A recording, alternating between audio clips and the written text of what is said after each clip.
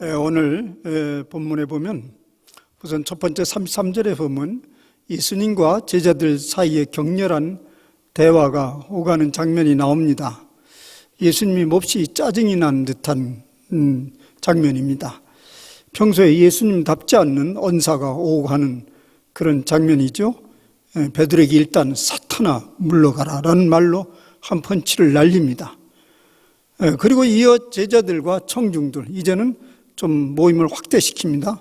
그들을 모아놓고는 나와 복음을 위하여 자기 목숨을 버려라, 매우 강한 메시지를 던지고 있습니다. 이런 여러 언사들을 볼 때 예수님이 지금 심기가 몹시 불편하셨다는 그런 메시지를 우리에게 전하고 있습니다. 무엇이 불편하셨을까? 이런 생각을 해봅니다. 평소에 그렇게 인자하고 여유가 많던 그분이 오늘은 무엇인가 조급하게 쫓기는 듯 그렇게 짜증을 부리는 것을 보게 됩니다.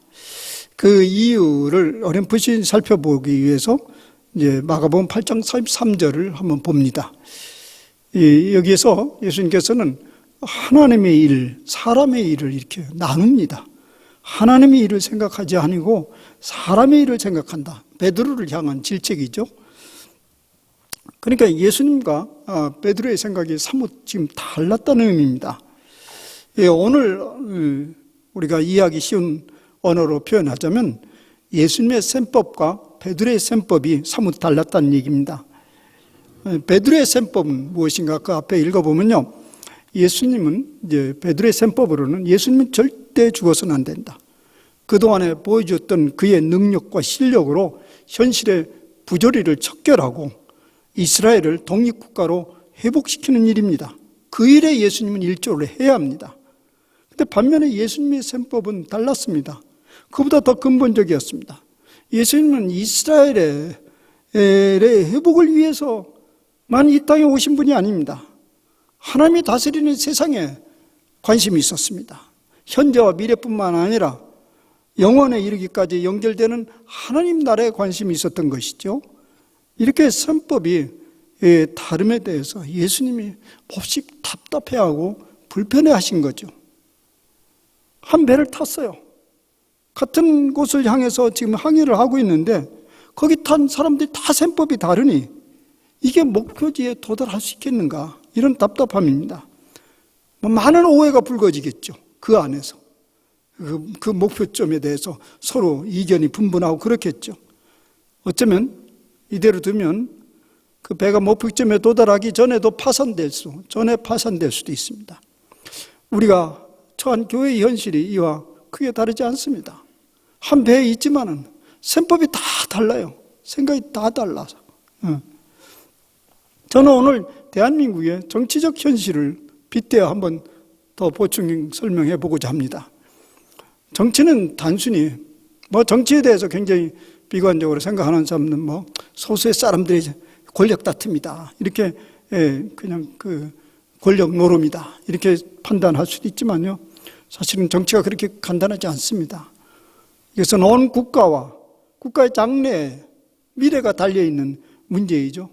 그래서 저는 정치에 관심이 많습니다. 저는 이렇게 생각해 봅니다. 적어도 한 나라를 책임지겠다고 하는 국가 지도자가 처음부터 권력욕에 취하여서 그 권력을 이용하여 개인의 야망을 펼쳐보겠다는 계산으로 정치를 시작한 사람은 아무도 없으리라 봅니다.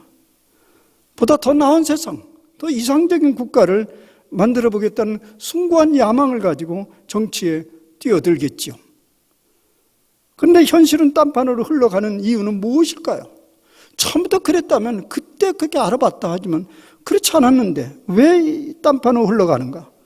여러 가지로 해석해 볼 수 있지만은 세간의 목소리에 의하면 그 지도자는 처음부터 그 높은 이상을 실현시킬 만한 능력이 없었다는 혹평을 합니다. 결과적으로 볼 때 별로 틀린 일이 아닌 것처럼 보이겠지만 좀 더 구체적으로 들여다보면 그런 일이 벌어진 이유는 국정을 함께 끌어가는 참모들과 대통령의 셈법이 서로 달랐기 때문이라고 볼 수 있습니다. 그것이 지도자의 이상적인 꿈을 뒤틀어 놓는데 일조를 하고 있다고 할 수 있습니다. 그런 일에 최종 책임자는 물론 국정 최고의 지도자이기 때문에 그 사람에 대해서 책임을 돌려도 큰 무리가 없다고 볼 수 있지만은 일단은 그 셈법이 서로 다른 사람들이 한배 탐으로 인해서 어려움을 가져다 주죠. 기회는 평등하고 과정은 공정하고 결과는 정의로운 나라를 세우기 위해서 무진 애를 쓸지라도 그 참모들의 셈법이 다르면 그 목표에 도달할 수 없습니다. 그 목표는 하나의 구호일 뿐 속생각이 각각 달라서 나름대로 그 큰 권력 아래에서 자신의 야망을 이루어가려고 한다면 그 목표가 어떻게 달성될 수 있겠습니까? 예수님이 이런 상황 가운데 놓이셨습니다. 지금 예수님이 이런 상황 속에 내내 놓여 있었어요. 제자들, 많은 무리들이 예수님을 쫓지만은 다 셈법이 다 달랐던 거죠. 그래서 예수님이 지금 목표로 하고 있는 그 목표점이 흔들흔들거리는 거죠. 그래서 예수님이 단호하게 칼을 빼든 것입니다. 그것이 오늘 본문의 장면입니다. 이런 생각을 가지고 오늘 본문을 이제 접근해 봐야 됩니다. 예수님이 요청하는 셈법은 뭐냐? 나와 복음을 위하여서 자기 목숨을 잃으면 구원하리라. 이런 얘기입니다. 여기에 나와 복음을 위해서라는 말은 같은 말인데요. 나라는 건 물론 예수님을 말씀하시는 거죠. 그리고 복음이라는 건 나와 복음이라는 것은 예수님이 전한 복음을 말하죠. 그러면 그것을 한마디로 나와 복음이라는 말을 한마디로 말하면 예수님이 전한 하나님 나라입니다. 예수님이 전한 하나님 나라. 이게 복음서의 사상의 핵심입니다. 예수님이 전한 하나님 나라. 그러니 나와 복음을 위하여서라는 말은 하나님 나라를 위해서라는 말입니다. 하나님 나라를 위해서 우리가 어떻게 살아야 하는지를 말씀하고 있습니다. 그런데 사람마다 하나님 나라라는 그 셈법이 다 달라요. 예수님이 말씀하시는 것과 우리가 그냥 탁 받아들이는 하나님 나라의 셈법이 다 다르면 결과적으로 뭐가 나타나겠죠? 각각 살아가는 방식이 다를 수밖에 없고 그 뒤에 혹 나중에 가야 될 하나님 나라도 다 다를 수밖에 없어요. 이거 얼마나 심각하고 엄청난 일이겠습니까? 그래서 예수님은 그걸 볼 수가 없었던 것입니다. 당장 베드로가 생각하는 셈법이 달라서 그걸 볼 수가 없었어요. 그걸 일컬어서 사탄이라고 규정할 수밖에 없었던 것이죠. 그래서 이제 오늘 말씀은 예수님이 전해주는 대로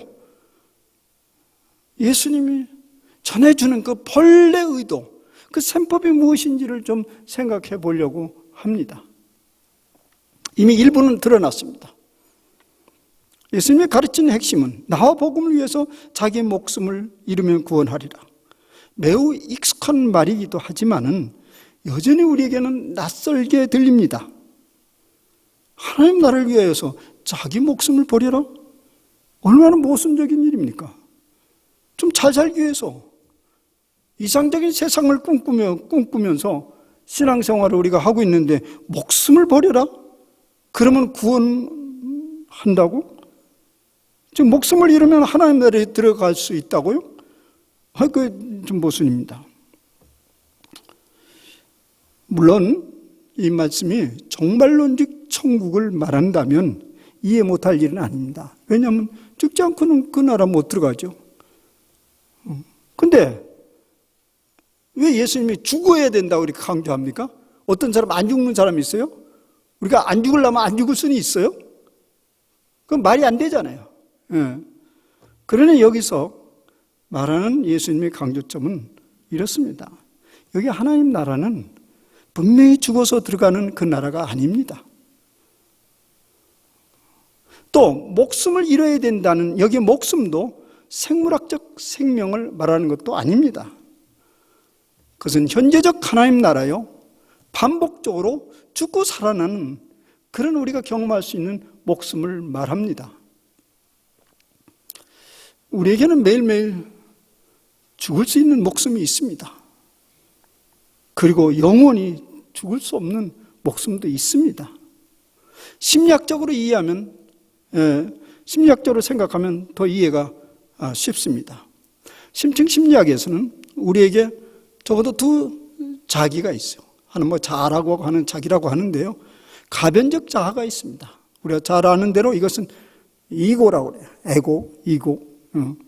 가변적 자아예요. 그리고 점점 완속해가는 완성의 자기로 가는 그것을 자기라고 하는데 셀프라는 것이 있습니다. 오늘 셀프는 얘기하지 않고 에고를 얘기하겠는데요. 가변적 자아. 그 에고는 어떤 것이냐면 다른 사람들을 배타하는 배타적인 자아가 있습니다. 다른 사람과 대립적인 자아가 있습니다. 주장하는 나가 있습니다. 지배하고자 하는 나입니다. 영향력을 미치려는 나입니다. 이 나가 여러분들 지금 앉아서 얼굴을 자세히 들어보면 아주 독특한 자기라는 게 있어요. 그게 나쁘지는 않아요. 평화로운 시대. 그런데요, 갈등적 상황이 벌어지면 그 나가 불현듯 튀어나오면서 날카로운 칼날로 변하게 됩니다. 이렇게 비유로 설명할 수 있습니다. 자, 여름철 어느 날 산골짜기에서 경험한 일입니다. 저와 이렇게 보니까 저와 몇 발 앞발 앞쪽에 떨어진 곳에 커다란 뱀이 이렇게 기어가고 있었습니다. 지나가고 있어요. 그래서 제가 그 뱀을 향하여 작은 돌멩이를 탁 던졌습니다. 뭐 어떻게 반응하는지를 한번 보려고 했던 거죠. 그때 그 뱀이 몸에 무려 3분의 1 정도를 바닥 세우더니요, 저를 공격할 듯이 노려보는 것입니다. 이 섬뜩한 느낌이 들더라고요. 저게 에덴 동산의 뱀인가? 그래서 섬뜩한 생각이 들어서 그냥 나도 모르게 모르는 채에서 이렇게 외면을 했어요. 그랬더니 그 뱀이 아무 일도 없다는 듯이 여기 또 가고 있어요. 근데 어쩐지 찜찜해. 내가 일패를 당한 것 같아. 그래서 다시 돌멩이를 들어서 던졌어요. 던졌더니 이번엔 더 성난 모습으로 몸을 새끼면서 곧 확 달려올 듯 째려보는 거예요. 그 순간 내가 펄떡 들은 생각이 있었습니다. 이것이 바로 내 속에 도사리고 있는 에고이구나. 에고. 평소에는 잠잠한 듯 고요합니다. 그러나 그 에고가 기회가 되면 전투할 태세를 준비하고 있는 것입니다. 이 나, 이것은 계속 살아야 됩니까? 죽어야 됩니까? 택도 없는 소리지. 그걸 죽어요? 내가 누구인데? 여러분들 자기 내가 누구인데 이 생각 다 가지고 있죠. 어디다 대고 함부로. 내가 이 정도는 영향력을 행사해야 할 수 있는 사람인데 내 머릿속에 들은 것이 얼만데 무식한 취급을 받아? 턱도 안 되는 소리지. 그때 주님은 말씀하십니다. 나와 복음을 위하여 자기 목숨을 잃으면 구원하리라. 이 말씀을 보다 쉽게 말하자면 에고가 죽지 아니하면 현재적 구원은 절대 볼 수 없다는 얘기예요. 구원은 오늘 여기에서 매 순간 받는 것이죠. 그런데 죽어야 에고가 죽지 않는 순간, 그리고 머리를 벌쩍 지켜 세우는 순간, 구원은 어디에도 없다는 얘기예요. 그런데 그 에고가 죽어야 할 때 죽으면 신기하게도 보이지 않던 하나님 나라가 지금 여기서 전개되는 것을 경험한다는 얘기입니다. 예수님은 그 진리를 전해주고자 했던 것입니다. 그러한 천국을 경험했던 사람이나 믿는 사람들은 어떻게 살면 좋을까요? 이런 천국을 여러분 한두 번은 경험했겠죠. 그죠?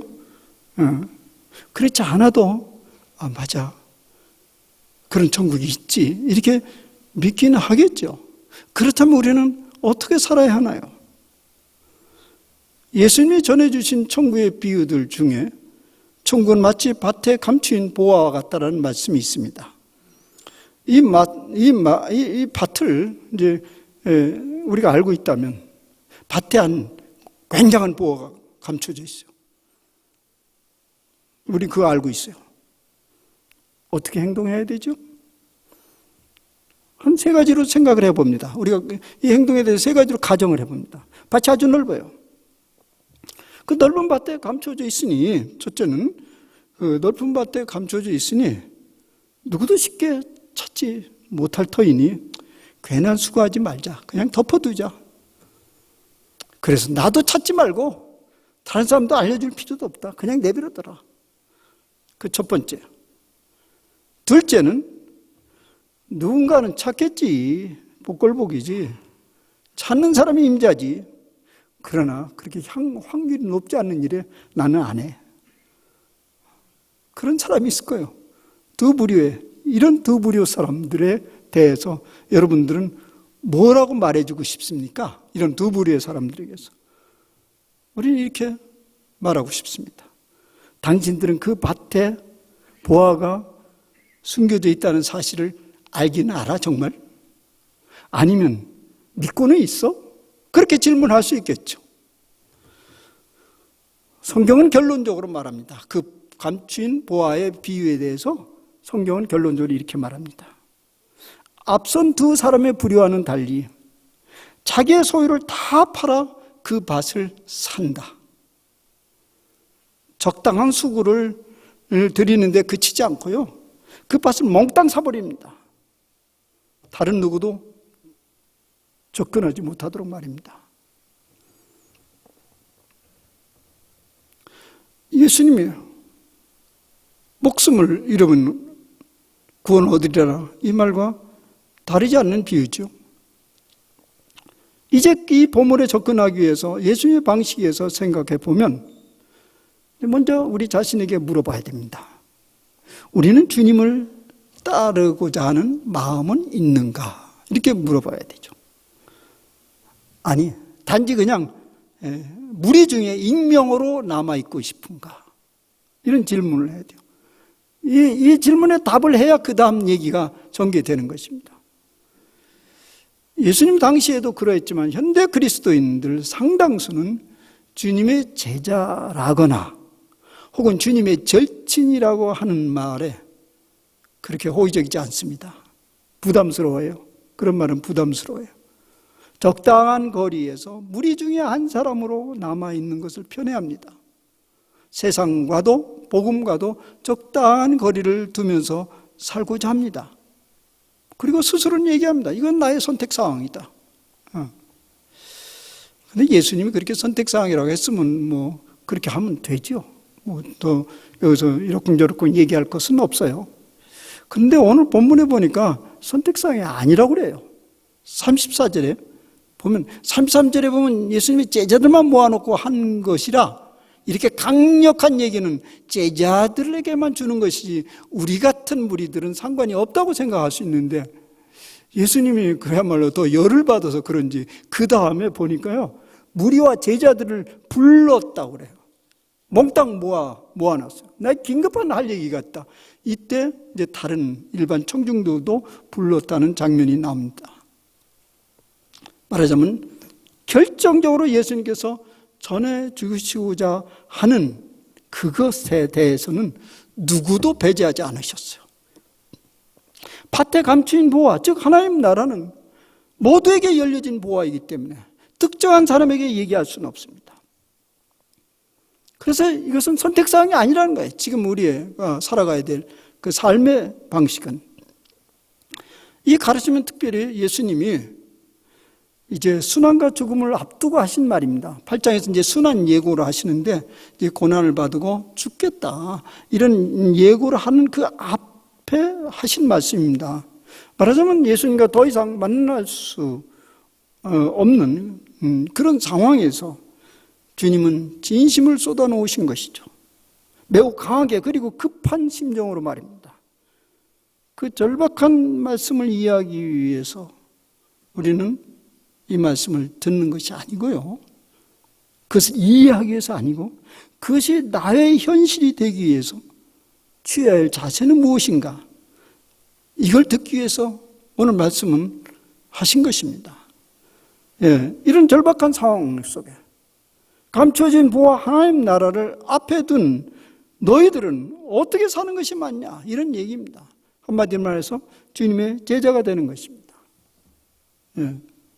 그 제자, 많이 들어본 소리죠. 뭐 제자라는 말만 생각하고 막 이렇게 연결해 가봐도 다음 같은 답은 나옵니다. 근데 성경에 친절하게도 이제 그것을 제자가 무엇인지를 설명을 하나요. 첫째, 자기를 부인하라. 둘째, 목숨까지 보잘것없는 것으로 여기라. 셋째, 주님의 말씀을 부끄럽게 여기지 말라. 첫째, 자기를 부인하라. 이 말을 문자 그대로 이해하자면 나는 아무것도 아니요 라고 선포하라는 말입니다. 근데 언뜻 들을 때 언뜻 여러분 밤낮 들은 소리죠. 심각하게 생각해 봅니까? 왜 심각하게 안 생각할까요? 언뜻 이 말을 들으면 일생 머리 숙이고 주눅 들어 살라는 말이 들리기 때문에 그렇죠. 근데 그것은요 가능하지도 않는 얘기고요. 또 그렇게 산다 할지라도 그것은 건강한 삶은 아닙니다. 일생 주눅 들어서 난 아무것도 이라고 살아가냐고요. 예. 나는 아무것도 아니요라는 선언은 주님 당신이 전부요라는 선언입니다. 그리고 내가 사모하는 그 천국의 보화에는 아무것도 내게 소중하지 않습니다. 이런 선포이죠. 그래서 나는 능력 있는 채 잘난 체 하지도 않겠습니다. 왜냐하면 나는 당신의 도움과 능력으로 다가오는 그 하나님 나라를 지금 간절히 바라고 있기 때문에 그렇습니다. 그러나 예수님께서 말씀하시는 자기 부인이라는 것은 내가 억지로 나는 아무것도 아니요, 나는 아무것도 아니요 그렇게 반복하는 의식 훈련을 말하는 것이 아닙니다. 단지 주님은 나의 전부입니다. 내가 찾아야 할 하나님 나라 가까이 다가가고 싶습니다. 그런 소원과 바람으로부터 자연스럽게 나타나는 자기 부인이죠.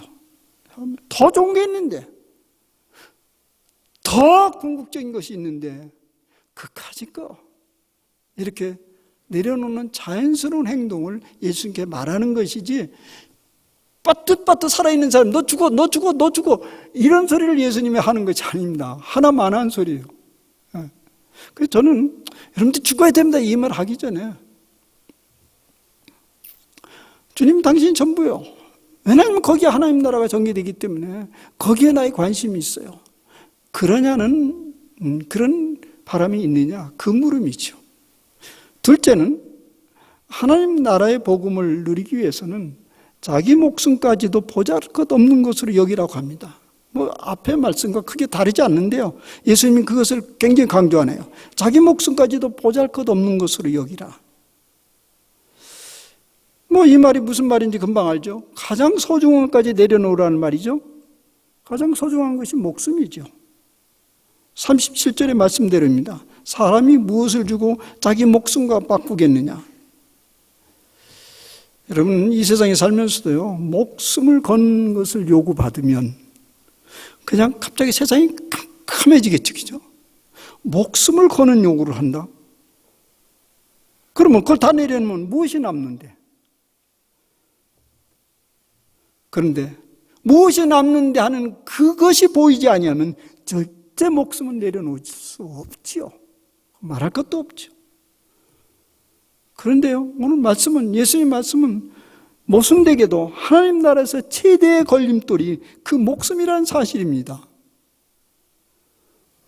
그래서 예수님께서 자기 목숨을 구하고자 하면 잃을 것이고, 나와 복음, 하나님 나라를 위하여 목숨을 잃으면 구원하리라고 하십니다. 여기에 목숨은 말씀드린 대로, 이미 앞에서 말씀드린 대로 내려놓을 수 있는 목숨을 말합니다. 내 스스로 이것은 나야라고 주장하는 그 에고, 가변적 자기의 목숨을 말합니다. 그것이 죽지 아니하면 그 에고는 하나님 나라를 누리는데 최대의 걸림돌이 된다는 얘기죠. 그 에고만 날마다 죽을 수만 있다면 날마다 그곳에서 구원이 펼쳐지고 하나님 나라도 날마다 거기에서 전개된다는 것을 말합니다. 반면에 그 목숨을, 에고, 가변적 자아를 악착같이 붙들면서 적어도 나는 난데, 나는 이런 인간인데 하고 붙들고 있으면 그 심령 깊은 곳에서 날마다 지옥을 경험한다는 얘기예요. 이것은요, 이해의 문제 아닙니다. 이건 경험의 문제입니다.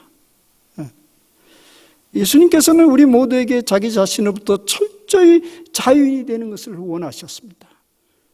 왜냐하면 그때만이 하나님 나라를 볼 수 있기 때문에 그렇습니다. 그것은 죽음을 넘어설 때만이 가능해요. 죽어야 될 목숨은 죽어야만이 그것이 가능하다는 것이에요. 그래서 주와 복음을 위하여 목숨을 걸라고 말씀하신 것입니다. 이 목숨을 보다 세부적으로 생각해 보자면 자기 실체라고 생각하는 그 목숨을 지키고자 동원되는 모든 수단들을 말합니다. 이걸 지켜야 되니까, 절대 놓을 수 없으니까, 자기라고 하는 것, 그걸 지키고자 하는 모든 수단들이 다 죽어야 될 목숨이죠. 그것이 돈이 될 수도 있고요, 명예와 지위와 자리와 의도적인 영향력, 그런 것들이 될 수도 있죠. 그것들을 적절하게 던지기도 하고 지키기도 할 수 있는 그 사람이 하나님 나라에 가까이 다가갈 수 있다는 말입니다.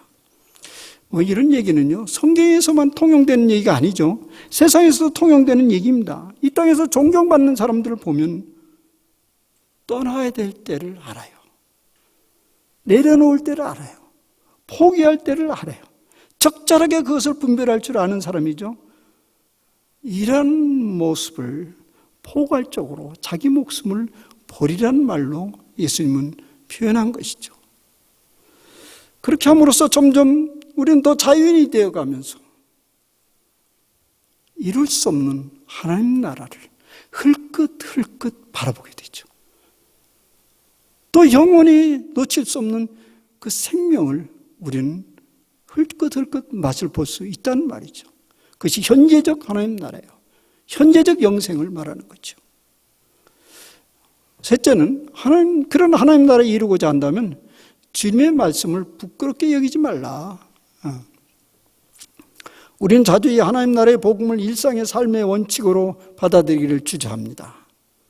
실현하기가 어려운 높은 가치를 주장하는 것 같기도 해서 그렇기도 하지만요, 다른 이유가 있습니다. 그건 뭐냐면 당장 유무형의 손해를 두려워하기 때문에 그렇습니다. 이 세상에서 내가 하고 싶은 대로 그냥 할 만큼 하면서 살아야 되는데 이 하나님 말씀이 걸림돌이야. 아예 몰랐으면 좋겠는데 이게 자꾸 떠올라. 그래서 아침 묵상 그게 걸림돌이야. 차라리 오늘 나가서 내가 편하게 살아야 되는데 이게 또 나를 힘들게 해요. 예. 그래서 이렇게 타협을 하죠. 하나님, 일단요, 이 세상에서 자리를 잡은 다음에 그 다음에 봅시다. 그때를 위해서 나는 건성건성 묵상은 하겠습니다. 그 사람은요, 앞에 얘기한 대로 밭에 감춘 보화를 모르는 것이죠.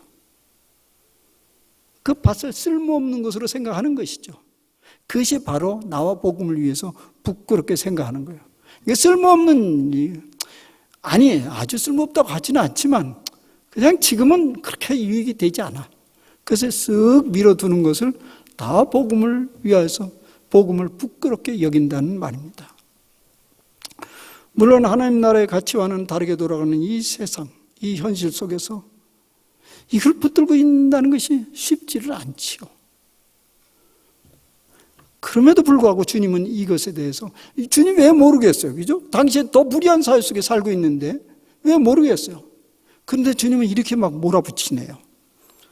그때 상황을 이 음란하고 죄 많은 세대라는 말을 이렇게 규정을 해요. 그런 세상에서 음란하고 죄 많은 세대에서 나와 내 말을 부끄러워한다? 그러면 무슨 일이 벌어지죠? 음란하고 죄 많은 세대의 영향력 아래로 들어간다는 얘기입니다. 처음에는 멈칫하죠. 처음엔 멈칫하다가 결국 그런 세상이 내게 어쩌면 그렇게 잘 맞는지요. 그래서 하나님 나라는 이제는 딴 나라가 돼요. 딴 나라. 하나님 나라는 딴 나라예요. 그러기에 예수님께서 만났어요. 나를. 딴 나라에서 왔으니까 예수님이 낯설어. 너 누구냐? 이것을 일컬어서 나도 그 사람을 부끄러워하리라. 이렇게 표현한 거죠. 낯선데, 나도 낯선데 그분도 낯선다는 얘기입니다. 이제 나와 복음을 위하여, 즉 하나님 나라를 위하여 자기를 부인하고 자기 목숨으로도 자유함을 얻은 사람들은 이제 잘 통과했어요. 이렇게 통과했으면요, 예수님께서 우리에게 약속한 게 하나 있어요. 그게 뭐냐면 죽기 전에 하나님 나라가 권능으로 임하는 것을 보게 된다. 이미 제가 앞에 다 얘기한 거예요. 죽기 전에 권능으로, 하나님 나라가 권능으로 임하는 것을 보게 될 거다. 그건 이제 약속하십니다. 저는 이 약속이 당연한 것으로 여겨집니다. 일생 자기 명예와 재산은, 그리고 자기 생명은 내 자신이 지켜야 할 것처럼 살아오는 사람들, 한순간도 하나님의 손길을 경험해 본 적이 없겠죠? 물론 그 사람에게 오늘 이 속에서 펼쳐지는 하나님의 흔적도 본 적이 없겠죠? 일생 내 목숨은 내가 지켜야 한다는 신념으로 살아왔기에 어디에서도 하나님의 권능의 손길을 맛보지 못했겠죠? 그러면 하나님 나라는 어디도 없는 거죠. 그런데 목숨 걸고 명예 걸고 재산 걸고 주님을 따랐던 사람들은 일생 주님이 내 목숨을 지켰고 내 재산을 지켰고 내 명예를 지켜주셨다는 고백을 할 수 있기에 곳곳에서 그는 하나님 나라를 경험했겠죠. 그것이야말로 권능으로 임하는 하나님 나라이겠죠. 말뿐이 아니라 하나님이 실제적으로 다스리는 이 세상을 경험한 것이죠. 그것이 바로 우리가 꿈꾸는 하나님 나라가 아닌가요? 그렇게 예수님은 여기 서 있는 사람 중에 죽기 전에 그 나라를 볼 자가 있을 것이라고 예언하셨습니다. 사랑하는 여러분, 진실로 오늘 여기에서 주님과 하나님 나라를 말이 아니라 능력으로 경험하고자 하십니까? 아니면 대충 겉모양만 보다가 말 것입니까? 그 기준은 이렇습니다. 첫째, 자기를 부인하라. 둘째, 목숨까지 보잘것없는 것으로 여겨라. 셋째, 주님의 말씀을 업신여기지 말라. 천국 복음을 업신여기지 말라는 거예요. 그럼 마침내 바로 이곳에서 권능으로 임하는 하나님 나라를 보게 될 것입니다. 기도합시다.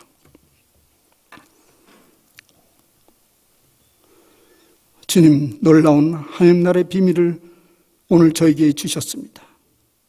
사람들은 셈법이 달라서 그 하나님 나라는 혹 죽으면 저기 어디 곳에 있을지도 모르고 혹 없을지도 모른다는 그런 불확실한 삶을 살 수밖에 없는데, 오늘 주님은 우리에게 확실하게 말씀하십니다. 너희들 중에 이미 권능으로 임하는 하나님 나라를 볼 수 있을 것이라고 하십니다. 그래서 너를 부인하라. 자기를 부인하라. 목숨까지 보잘것도 없는 것으로 여기라. 주님의 말씀 천국 복음을 업신여기지 말라. 대원칙을 저희들에게 전해주셨습니다. 감사합니다. 우린 길을 알았습니다. 곱씹고 그 길을 걸으렵니다. 우리 앞에 활짝 펼쳐진 하나님 나라, 그 나라를 누리렵니다. 주님, 우리에게 계속적으로 성령으로 가르쳐 주시고 이끌어 주시옵소서.